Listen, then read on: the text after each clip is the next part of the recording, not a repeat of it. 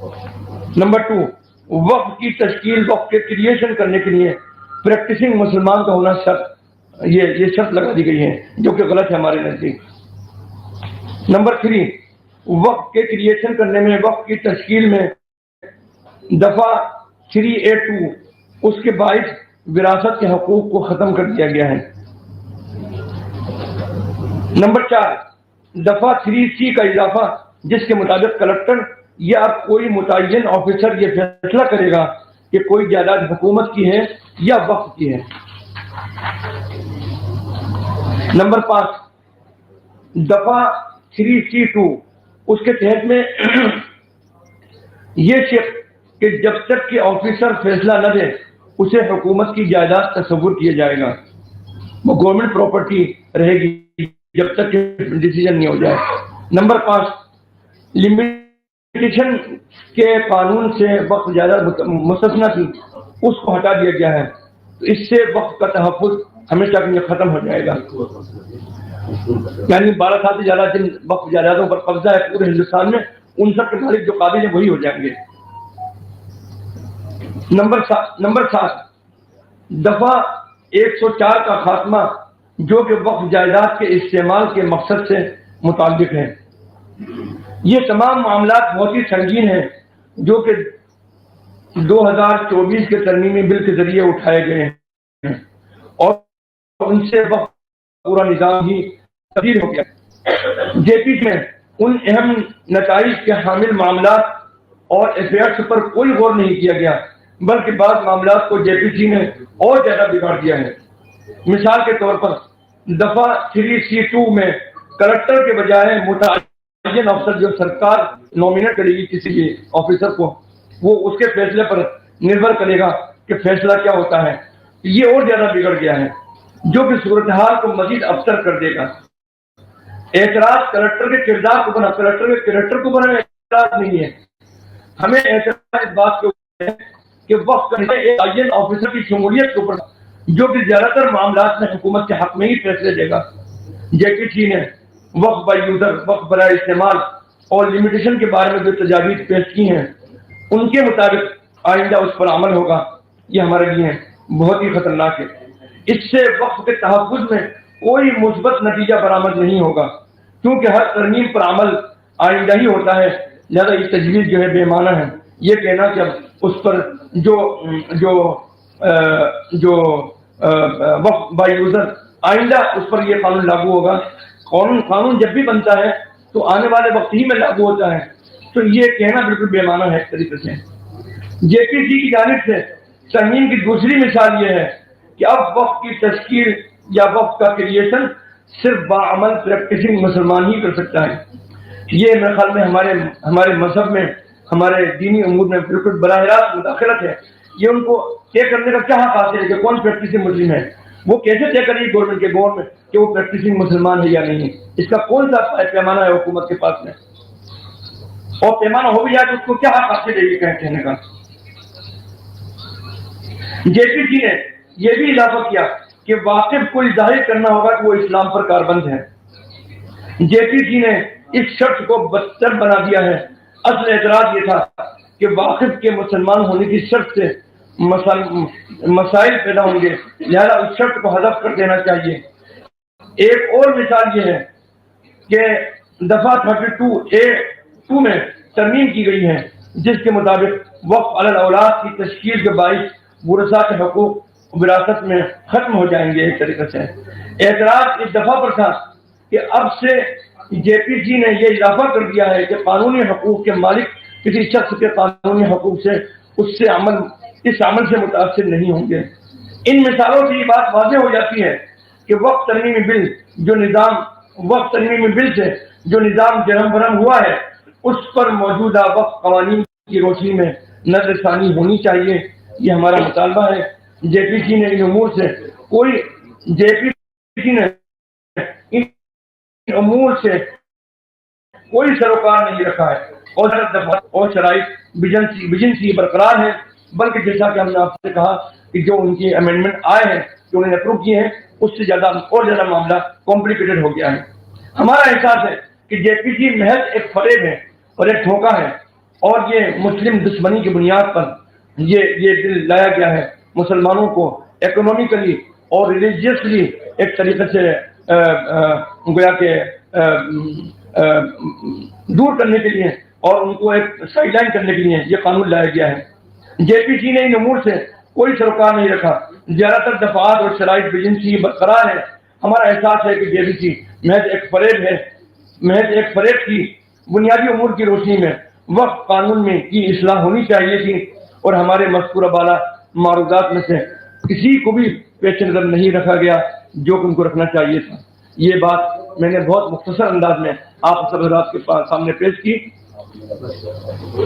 یہ سیکرٹری صاحب نے بہت بریفلی آپ کو سمرائز کیا.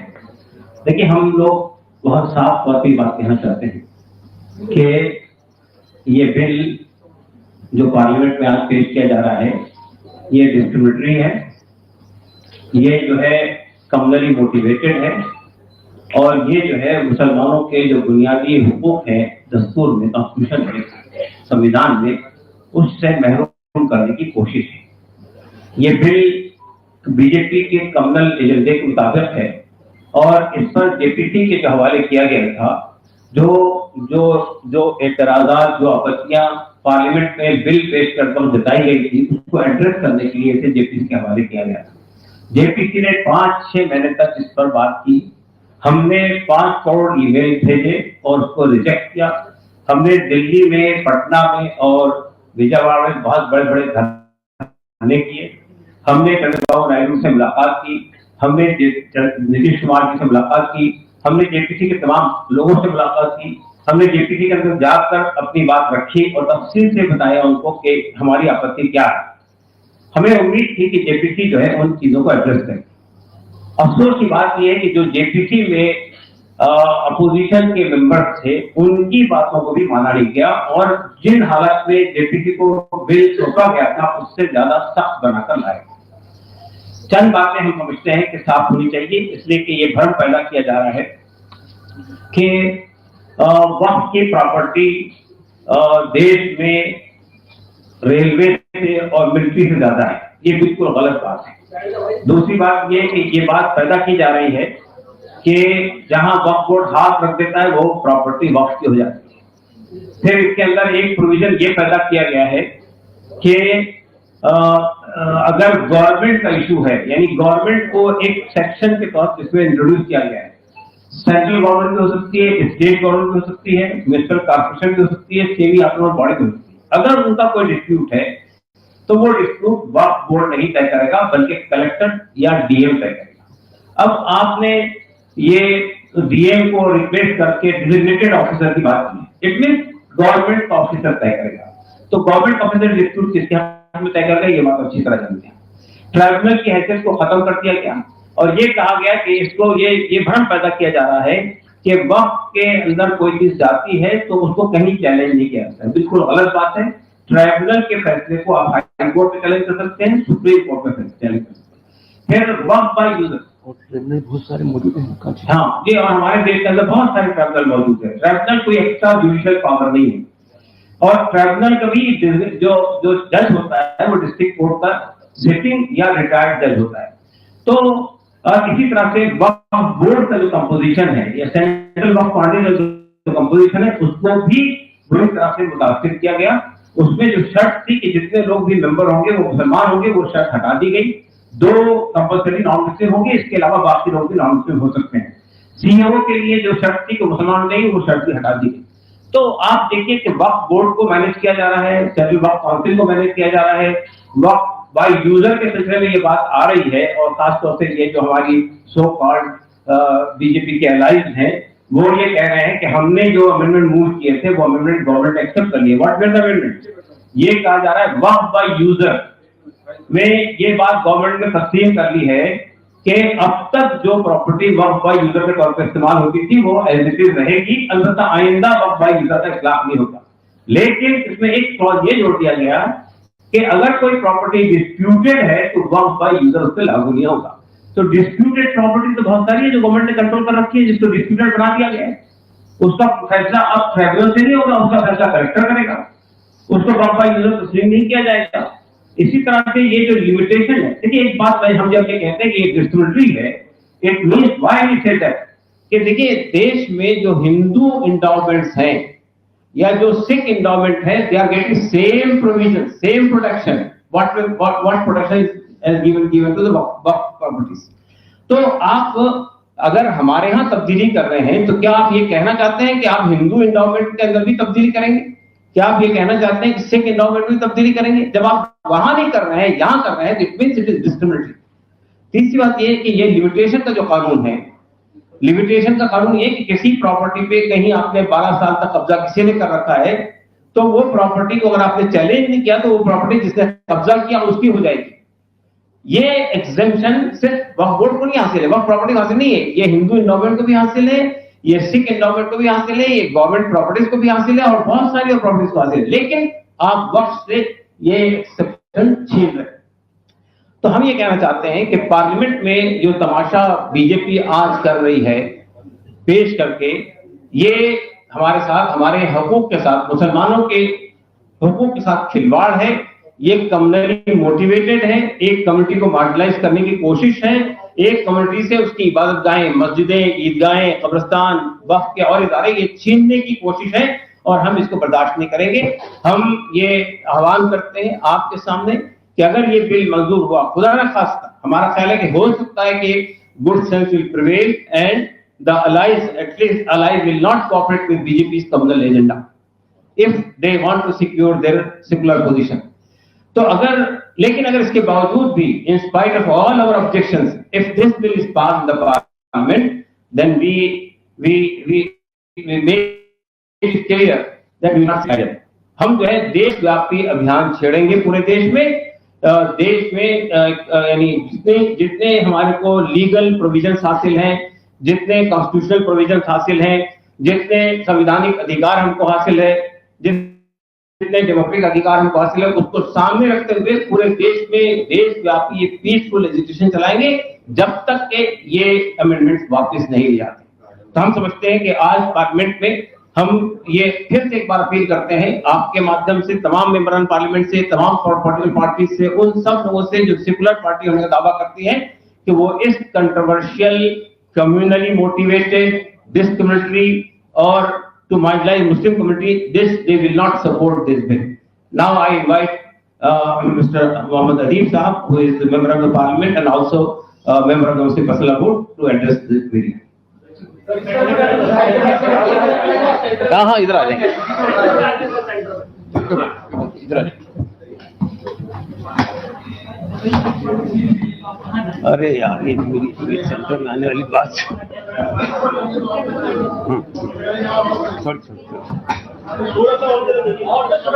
अरे यार अभी थोड़ी ना हो जाएगा। अरे कोई बात नहीं, बहुत बहुत शुक्रिया। अभी हमारे दो बहुत सीनियर हजरात ने आपके सामने टेक्निकल बातें की हैं। ये पॉलिटिकल बिल है, ये वो बिल है जो हिंदुस्तान की तारीख में मुसलमानों को इससे बड़ा आजाद कभी नहीं आया। बाबरी मस्जिद की शहादत हुई, एक मस्जिद का मसला था। आज जो बिल आ रहा है जिसको पास करने जा रहे हैं, ये हिंदुस्तान में मुसलमानों के लिए इससे बुरा दिन कोई मुमकिन नहीं है। हमारी जायदादों को लेकर जो झूठे इल्जाम लगाए गए, ये कहा गया कि जैसा भी कासिम रसूल इलियास साहब ने कहा कि जमीन पे हाथ रख दो, वो वक्त की जमीन है, लाखों एकड़ जमीन इनके पास है। आपको ये मालूम है कि ज्यादातर जमीनें वक्त की या तो कब्रिस्तान है या मसाजिदें हैं, खानकाहें हैं, और इसके अलावा जो बाकी जमीनें बची वो गवर्नमेंट ऑफ इंडिया ने आसार कदीमा के नाम से कब्जा की हुई है, और 25% जमीनें गवर्नमेंट ऑफ इंडिया ने वक्त की कब्जा की हुई है। थोड़ी सी जमीनें हमारे पास हैं जिसकी आमदनी से हम मस्जिदों के इमामों के तनख्वाहें निकालते हैं, और ये खबर पैदा किया गया कि ये कम्युनिटी इतनी बड़ी, इतनी दौलतमंद है, इनको ये तक नहीं मालूम है कि जब आप वक्त कर देते हैं, इन्होंने ये कहा है गवर्नमेंट ने कि हम बहुत फायदा करने वाले हैं, इनको ये तक इल्म नहीं है کہ جب وقف کیا جاتا ہے تو جو وقف کرتا ہے اس کی ایما ہوتی ہے، اس کی ول ہوتی ہے کہ یہ زمین ہم دے رہے ہیں اسکول کے لیے، مدرسے کے لیے، کیا آپ وہاں 5 اسٹار ہوٹل بنائیں گے؟ ہمارے اس بیسک مقصد کو ختم کرنا چاہتے ہیں؟ اس مقصد کو ختم کرنے کے لیے کام کیا جا رہا ہے۔ یہ کہا جا رہا ہے کہ اس میں بہت غریب لوگ جو ہیں اور ان کو فائدہ ہونے والا ہے۔ میں پاسماندہ اور اشراف کی بات نہیں کرتا ہوں، لیکن ان لوگوں نے یہ شروع کیا ہے۔ آپ مجھے بتائیے کہ وقف کی زمین کوئی غریب آدمی دے سکتا ہے؟ وقف کی زمین جو ہے وہ وہی دے سکتا ہے جس کی حیثیت ہے، اور وہ اپنی حیثیت سے نکال کے کچھ چیزیں دیتا ہے، اللہ کے نام کرتا ہے اور کہتا ہے کہ اس سے ہمارے غریب بھائیوں کو فائدہ ہو۔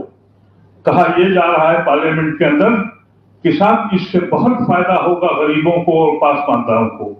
گمراہ کرنے کی ایک سازش چل رہی ہے۔ میں یہ سمجھتا ہوں کہ آج بھی اس ہندوستان میں جو لڑائی شروع کی گئی ہے، یہ لڑائی آج شروع ہوئی ہے، ختم نہیں ہوئی ہے۔ جتنے بھی ڈیموکریٹک سسٹم ہیں اس میں ہم یہ لڑیں گے، اور جو لوگ ہمارے بل کی حمایت کر رہے ہیں ہم ان کا احسان مانتے ہیں اور مانیں گے، اور جن لوگوں نے ہمارے آج مخالفت کی ہے ان کے ساتھ اب ہمارا رویہ کیا ہوگا یہ آنے والا وقت بتائے گا۔ ہم ان کے حقے پانی بند کرائیں گے، اور وہ حضرات، وہ مسلمان جو اپنے عہدے کے خاطر ان لوگوں کے ساتھ ہیں، ان کے ساتھ ہم لوگ کوئی نہ کوئی فیصلہ کریں گے۔ یہ مت سمجھیے گا کہ یہ لڑائی صرف علماء کرام کا لڑ رہے ہیں۔ مسلمان ایک گاؤں کا مزدور اس کا بھی دل ہل گیا، اور ایک بیوروکریٹ اور ایک فوجی اور ایک وہ بھی مسلمان، وہ بھی سمجھ گیا ہے۔ ہمیں ابھی یقین ہے کہ ایک بڑی تعداد ہمارے ساتھ غیر مسلمانوں کی، ہم ان کے احسان مند ہیں، ہم ان کے ساتھ مل کے لڑیں گے۔ اور یہ جو انہوں نے تماشا شروع کیا مودی اور شاہ نے، اس کا مقصد یہ ہے کہ تم اس ملک میں اس طرح سے رہو گے کہ تمہاری جائیدادیں بھی ہم چھین لیں گے، تمہاری مساجدیں، تمہاری خانقاہوں پر ہمارا قبضہ ہوگا، ہمارا آدمی بیٹھے گا، جیسا بھی ہمارے سیکرٹری جنرل نے کہا، وہ فیصلہ کریں گے۔ اس کو منظور کیا جا سکتا ہے؟ ہندوستان کی تاریخ میں اس سے بدترین دن کوئی نہیں آیا، لیکن یہ مت سمجھا جائے کہ یہ قوم مر گئی ہے۔ ہم شکر بھی کرتے ہیں مودی صاحب کا کہ انہوں نے ہمیں جگانے کی کوشش کی ہے۔ ابھی تک ہمارے بچوں کو لنچ کرتے تھے، ہم اس لیے چپ تھے کہ اس کا بچہ مارا گیا، میرا بچہ تو بچ گیا۔ ابھی تک ہمارے پر بلڈوزر چلاتے تھے، ہم یہ کہتے تھے کہ اس کا گھر گر گیا، میں تو بچ گیا۔ اب آج ہمارے دین کا مسئلہ کھڑا ہو گیا ہے۔ آپ یاد رکھیں، اور آپ کی مدد ہمیں چاہیے، اس لیے کہ جو صحافی انصاف نہیں کرتا، صحافی کا تو مطلب یہ ہے کہ اگر وہ سچ پہ قلم چلائے تو ہوا کے رخ بدل دیتا ہے، لیکن اگر وہ بے ایمان ہو جائے اور ناانصافی دکھائے تو زمین پر بوجھ ہو جاتا ہے۔ مجھے توقع ہے کہ آپ اس مسئلے کو اس انداز سے مت لیجیے۔ میرٹ کا جہاں تک سوال ہے، جو جے پی سی بنائی گئی تھی، ایک ایک چیز بتا دی گئی کہ یہ غیر قانونی ہے، سنویدھان کے خلاف ہے، لیکن میجارٹی کا روم کسی ایک کی بھی سے بات نہیں مانی گئی۔ آج ہونے والا کیا ہے؟ آج نتیش کمار کی طرف سے ایک پروپوزل آئے گا کہ ہم نے یہ چیز کر دی ہے، اور وہ یہ کہیں گے کہ ہم نے مان لیا، ہماری بات پوری ہو گئی۔ ایک نائیڈو کی طرف سے آئے گا، یہ ڈرامہ ہونے جا رہا ہے پارلیمنٹ کے اندر، اور اپنے کو جو لوگ سیکولر بتا رہے ہیں اس بل کی سپورٹ کے بعد، وہ آج ان کا سامنا کھل گیا ہے، ان کا منہ بالکل واضح ہو گیا ہے کہ وہ صرف اور صرف ایک مخصوص قوم کو اس کی اوقات دکھانے کے لیے بل لا رہے ہیں۔ یہ بالکل واضح الفاظ میں آپ سے کہہ رہا ہوں، کوئی لگی جھپٹی نہیں ہے۔ اور یہ مت سمجھے کوئی آدمی کہ آج لڑائی ہم ہار گئے، آج سے ہم نے لڑائی شروع کی ہے، اور ہم سب لوگ اپنے ہندو بھائیوں کو، سیکولر بھائیوں کو جو آئیڈیا آف انڈیا میں بلیو کرتے ہیں، ان سب کی طرف دیکھ رہے ہیں اور ان کی طرف ہاتھ اٹھا کے کہہ رہے ہیں کہ اس ملک کو بچا لو، یہ ملک خطرے میں ہے، اس ملک میں آئین خطرے میں ہے، ہمارے نام پر ہم کو اٹھا کر تم اس ملک کے آئین کو توڑ رہے ہو۔ یہ ایسا مسئلہ ہے جس پہ ہر سمجھدار انسان کو آگے آنا چاہیے۔ کسی کے مذہبی معاملات میں آپ ڈال کر، اور صرف اس لیے کہ قانون کو توڑ دیں، سنویدھان کے پڑاخ سے اڑا دیں، आइडिया ऑफ इंडिया ये नहीं है। हमें आइडिया ऑफ इंडिया को बचाना है। जितनी जमहूरी तरीके हैं उस पर हम अमल करेंगे, अदालत भी जाएंगे, और हम उस वक्त तक नहीं बैठेंगे जब तक कि ये काला कानून वापिस नहीं होता। और जिन लोगों ने साजिश की है उनको हम इलेक्शन में और दुनिया में दिखा देंगे कि तुम मुल्क के दुश्मन हो, समाज के दुश्मन हो, इस कॉन्स्टिट्यूशन के दुश्मन हो। बहुत बहुत शुक्रिया। तो मैं साथ में जमात इस्लामी की सेक्रेटरी भी है, मैं भी चाहूँगा कि इस विस्तार से लोग बताना अभी हो जाएगी आवाज।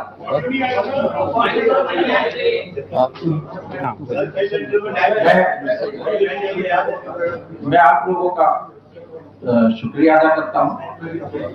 बात बहुत सारी आ गई है, हमारे सेक्रेटरी जनरल ने बातें रखी हैं, हमारे प्रवक्ता ने बातें रखी है, अदीब साहब ने बहुत साफ तौर पर आपके सामने इस अमेंडमेंट बिल के सिलसिले में बातें रखी हैं। हम इसको कबूल नहीं करते हैं, हम रिजेक्ट करते हैं, और ये जो पूरी पॉलिटिक्स है वो मुल्क को तोड़ने की पॉलिटिक्स है। ये खास तौर से ये लगता है कि हमारी मुल्क की मेजॉरिटी को खुश करने की एक पॉलिटिक्स है, और ये पोलराइजेशन की पॉलिटिक्स है। तो इससे कोई मुल्क का फायदा नहीं होने वाला है, देश का फायदा नहीं होने वाला है।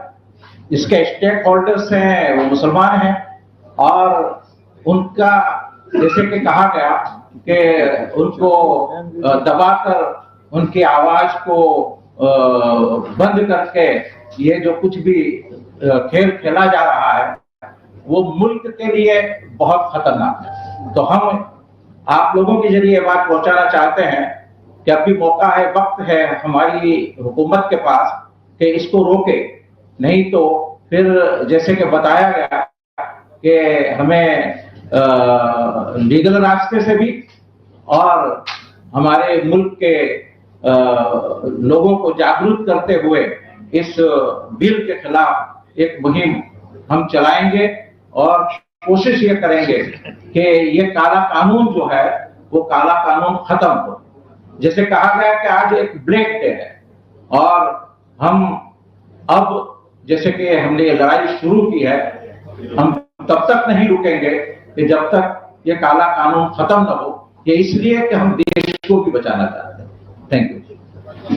तो मेरे ख्याल से अगर आपके कोई सवाल हो तो हम सवाल टिकअप करेंगे। आपने कहा कि ये बिल जो लाया जा रहा है इसमें सरकार की तरफ से लोग होंगे जो निर्णय करेंगे, अभी तक आपके ही लोग निर्णय कर चुके हैं। आप कह रहे हैं हमें यकीन नहीं है इस बात का कि वो हमारी तरफ निर्णय करेंगे। ऐसे ही आम लोगों को, सरकार को भी ये कह रही है कि तमाम लोगों की अर्जियां लगी हुई है पहले से, वो कह रहे हैं कि उन्हें भी आप पर यकीन नहीं कि आप उनकी तरफ निर्णय करेंगे, इसलिए सरकार ने पारदर्शी तरीके से लोगों को शामिल किया है। और सरकार ने ये कहा है कि हमने जब बिल लेके आ रहे थे तो तमाम सवाल को संक्षेप सभी मुस्लिम कंट्रीज में जिस तरीके से वक्त बिल लाया गया है उसमें जो लोगों को शामिल किया जाता है उसी तरीके से ये भी लाया गया है। देखिए असल में ये इस तरह से गुमराह करने की कोशिश सही नहीं है। पहली बात तो मैं ये कहना चाहता हूँ आपसे कि मुझे ये बताइए कि हिंदू इंडोमेंट जो देश में है, हिंदू मंदिर या हिंदू मठों के लिए जो कानून बने हुए हैं उसमें कोई सी नॉन हिंदू का प्रोविजन है? आप बताइए मुझे। उसका कोई बोर्ड ही नहीं है, बहुत सारे बोर्ड हैं। आप मैं मिसाल देता हूँ, नहीं बहुत सारे बोर्ड नहीं बोर्ड बने हुए हैं, स्टेट लेवल बोर्ड बने हुए हैं।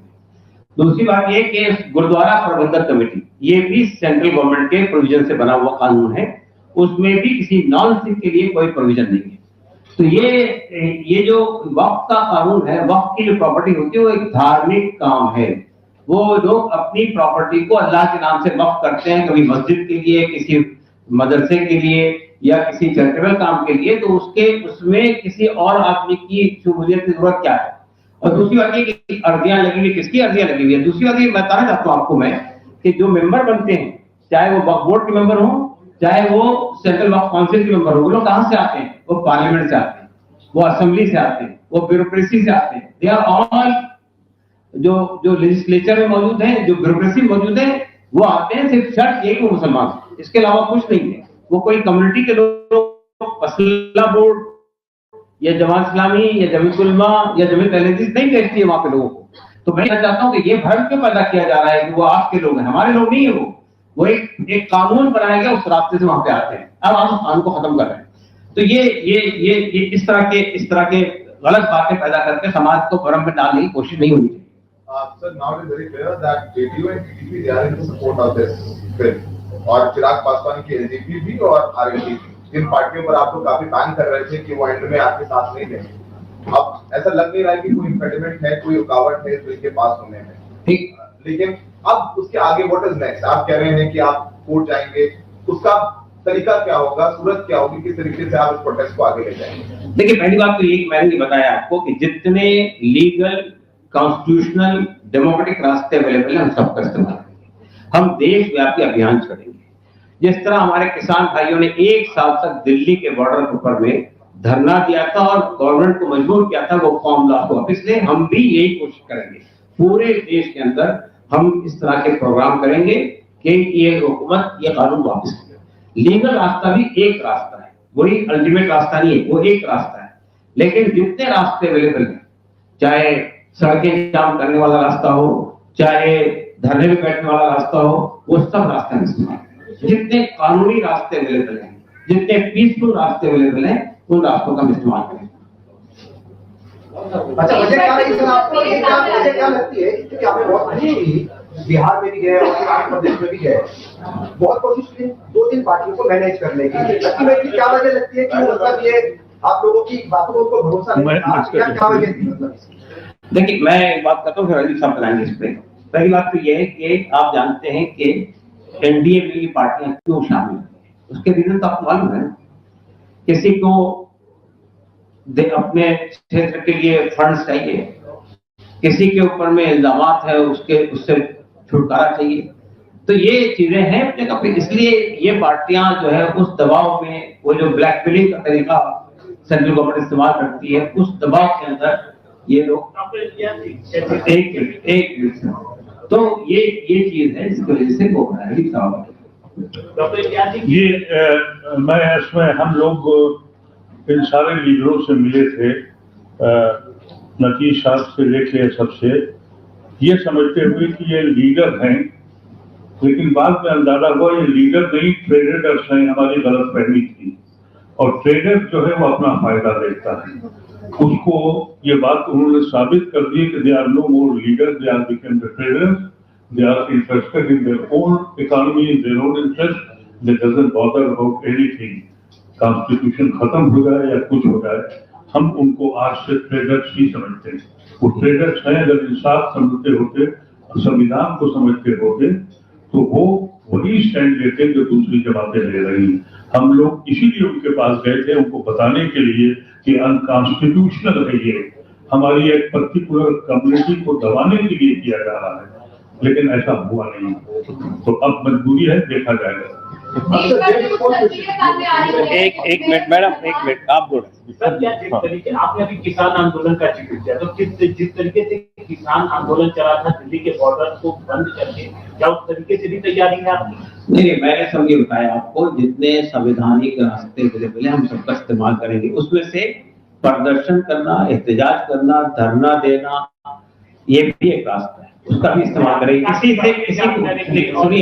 کسی کو امیڈیٹ کرنا نہیں ہے, ہم اپنی اون لائن لیں گے. جام کریں گے, اور جیسے کسان آندولن, تو کیا آپ کی تیاری ہے سڑکوں کو جام کرنے کا, آپ دلی کے بارڈر پہ بیٹھنے کا؟ دیکھیے, وہ تو آپ کو وقت بتائے گا کیا کریں گے.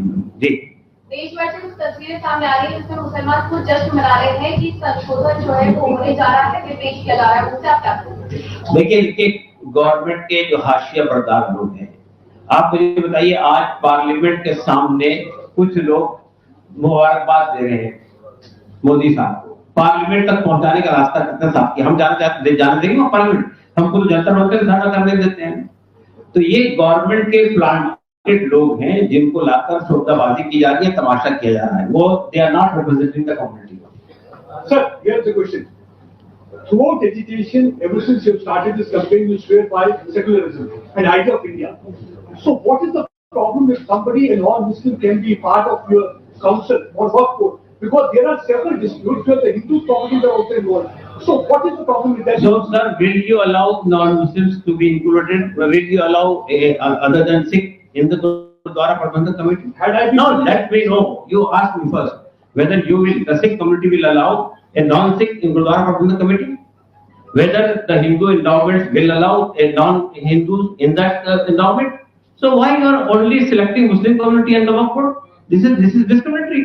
So they are saying that there are several disputes where the other. No, it is the disputes that can be settled by the Waqf Tribunal, which is constituted legally. Waqf Tribunal is constituted according to the Waqf Act.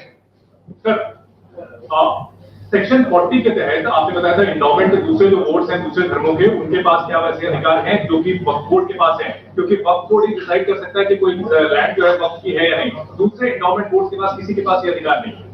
लेकिन वक्फ board जो decide करता है वो एक कानूनी रास्ते से decide करता है। वो ये देखेगा वक्फ का कोई वक्फ का जो तरीका प्रोसीजर वो इख्तियार किया गया है या नहीं किया गया। ये वक्फ के देखिए वक्फ पे कोई भी डिस्प्यूट होगा it will go to Waqf tribunal and if suppose Waqf tribunal take a certain decision that can be challenged in the high court, that can be challenged in the supreme court. So legal options are always available. अरे गरीब किसान जिसकी जमीन जो है दावा कर दी जाती है, अगर मान लीजिए 20 लाख रुपए की जमीन है, वो हाई कोर्ट का केस लड़े जाके वहां पे और पैसे खर्च करे, सर यहाँ वक्फ बोर्ड को ये जिम्मेदारी नहीं होनी चाहिए कि वो दावा करे तो कागज दिखाए। देखिए मैंने बताया ना आपको कि जो प्रोसीजर है वो अकॉर्डिंग टू लॉ है। सर तो ये लॉ भी तो नो लॉ नहीं है, ये तो लॉ लाया जा रहा है, ये भी तो लॉ ही है सर। तो देखिए पार्लियामेंट से कोई भी कानून बन जाता है वो लॉ नहीं हो जाता है। अभी यही कानून इसी तरह कानून किसानों के लिए लाए गए थे, किसानों के फायदे के लिए लाए थे। गवर्नमेंट यही बात कर रही थी कि हमने किसानों के बेनिफिट के लिए लाए थे, लेकिन किसानों ने कहा हमारे बेनिफिट के लिए नहीं लाए थे, वापस लेना पड़ा। तो इसलिए इस तरह के भ्रम मत पैदा कीजिए। भ्रम नहीं है सर, मैं ये पूछ रहा हूँ कि इसमें अगर जो असीमित अधिकार हैं उनको वापस लेने की बात कही जा रही है, इसमें क्या गलत है? अगर 1995 का कानून जो है संसद से पास हुआ था तो आज का वक्त संशोधन बिल भी संसद में ही है सर। देखिए 2013 में बहुत विस्तार से इस पे चर्चा हुई थी पार्लियामेंट के अंदर और बहुत सारे अमेंडमेंट मूव हुए थे और वो एक्सेप्ट हुए थे। ये सर और ये अदीब साहब जिसके मेंबर थे, उसमें ये सब प्रोविजन मौजूद थे कि अगर किसी की प्रॉपर्टी है, कोई डिस्प्यूट है तो उसको कैसे सेटल किया जाएगा। ये गवर्नमेंट पावर में आई थी तो उसको इम्प्लीमेंट करना चाहिए था, उसने उसको इम्प्लीमेंट नहीं किया, उसके लिए बायलॉज नहीं बनाया।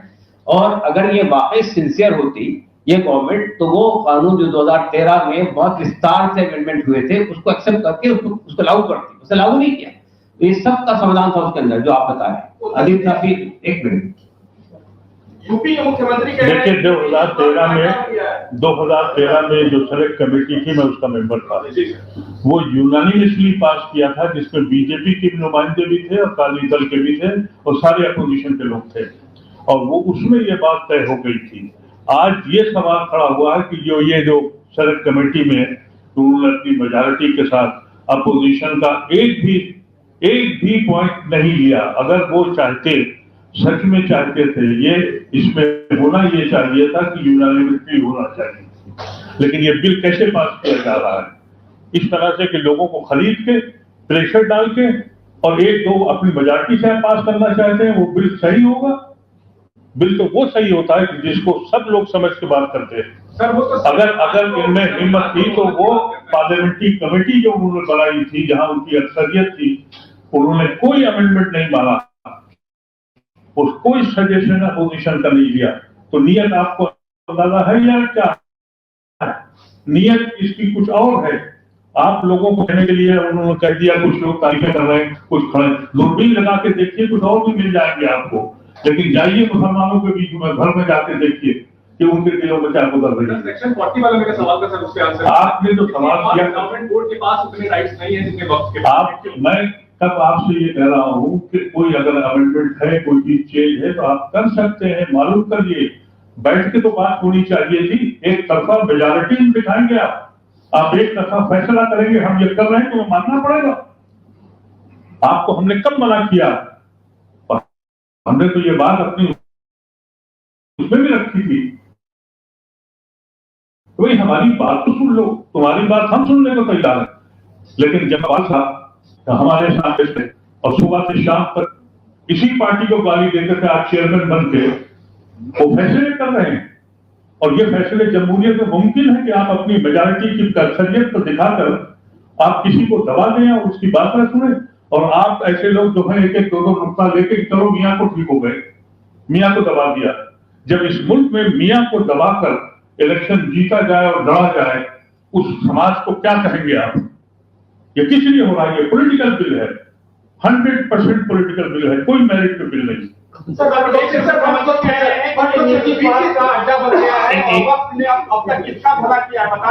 योगी जी जी एक सेकंड, ये गलतफहमी अपने दिल से निकाल दीजिए कि आपको हम बताएं कि किसको भला किया। मकसद समझिए वक्त का, मकसद ये है कि अगर हम कोई चीज अपने अल्लाह के हवाले करते हैं तो उसमें उसकी बिल भी होती है। अब ये कहा जा रहा है कि हम उसको बहुत फायदा करेंगे। अब कब्रिस्तानों के ऊपर क्या कहते हैं मॉल बनाओगे तो पूरा हो गया वक्त का मसला। उसमें बाइंडिंग है कि जो जमीन हमने वक्त की है उसकी बिल क्या है उस आदमी की, उस आदमी की बिल को आपको मानना पड़ेगा। और मैंने आपसे बता दिया कि 85% जमीनों पर कैसे कब्जा है, कहाँ है। सरकार 25% लेके बैठी हुई है। ये सच्चा कमेटी की ये रिपोर्ट नहीं बताई जाती है, लेकिन अफसोस है हम लोगों ने आपको अपना पैगाम दे दिया। उम्मीद है कि आप इसको पॉजिटिव लेंगे, जो हम लोगों पे सितम हुआ है उसको दिखाने की कोशिश करेंगे। Thank you. मेरा सवाल हो गए हैं, लास्ट क्वेश्चन आपको मिलेगा।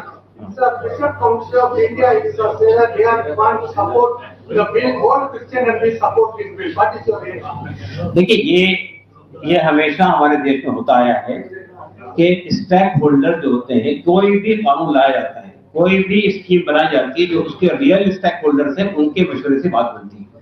XYZ कोई ऑपरेशन कर रहा है तो उसके बुनियाद पर कोई तब्दीली नहीं होती। वक्त के मामले में स्टेक होल्डर मुसलमान है, मुसलमानों से बिल लाने से पहले मशवरा होना चाहिए था, वो नहीं हुआ।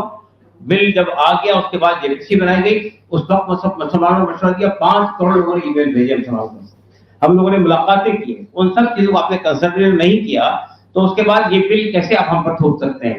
हमसे कोई हमारी मर्जी नहीं पूछी गई, हमारी मर्जी के मुताबिक कोई चीज नहीं लाई गई, तो it will not be acceptable to us. Thank you. तो थैंक यू वेरी मच।